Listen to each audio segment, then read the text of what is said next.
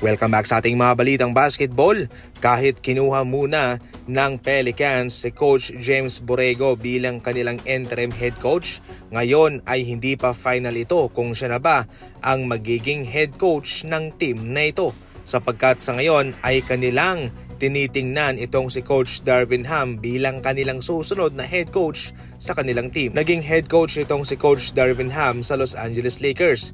Siya ay isang assistant coach ng Milwaukee Bucks noon. Ngayon naman pagkatapos sa Los Angeles Lakers ay bumalik naman siya sa Milwaukee Bucks bilang assistant coach kay Doc Rivers. Sa ngayon napaka-interesting ng kanyang stats sapagkat sa NBA Cup ay wala po siyang talo. Isa pa rin naman siya sa mga magagaling na coach ngayon sa NBA mga idol na mataas din po ang winning percentage. Kaya sa ngayon ay number 1 po siya sa listahan ng Pelicans kung kanilang papalitan na si Coach James Borrego.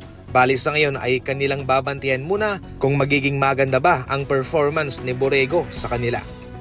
Sa pag-trade ng Rockets kay Dillon Brooks papuntang Phoenix Suns bilang parte ng Jalen Green and Kevin Durant trade, sa ngayon siya ay isang ganap na journeyman sa NBA, yung isang player na palipat-lipat. Pero sa ngayon marami ang nakapansin na tila gumaganda ang kanyang mga numero. Sa Memphis Grizzlies, 14 points ang kanyang ina-average sa loob ng 6 na taon. Sa Rockets naman, 13 points sa loob ng 2 taon. Pero ngayon, para sa Phoenix Suns mga idol, tumaas ang kanyang role, ang kanyang trabaho. Nasa 20 points per game ang kanyang ina-average sa loob po yan ng 7 laro.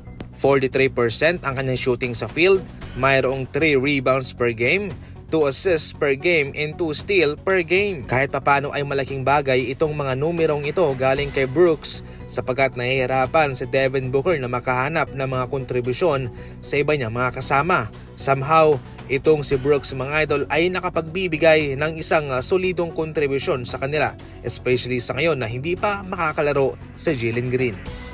Sa ating huling balita naman, nabuhay muli itong Vucevic to Golden State Warriors trade. Sa mga nagdang season ay paulit-ulit pong lumalabas ang rumors na ito. Mayroong Al Horford ang Golden State Warriors pero hindi naman siya palaging nagagamit sapagkat strikto ang Golden State sa kanyang katawan. Bawal po siya sa mga back-to-back games at minsan siya ay nabibigyan ng pahinga.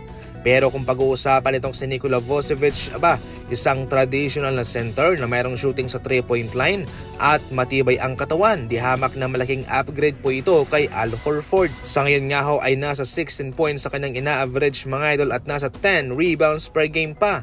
Grabe, solido talaga ang kanyang kontribusyon. Sa ngayon ay palagi po itong nakabukas ang rumors na ito para sa Golden State Warriors. As of now, ay nire-respeto po ng Golden State Warriors si Al Horford sapagkat unang-una ang Golden State po ang naging dahilan kung bakit hindi pa nag-retire itong si Horford. Dahil mas gusto niyang maglaro sa Golden State Warriors at nais niyang makasama sa Stephen Curry. Sa ngayon po, ating babantayan itong patungkol kay Nikola Vucevic at kung ano man ang mga pagbabago ay atin po kaagad na ibabalita. Maraming salamat po.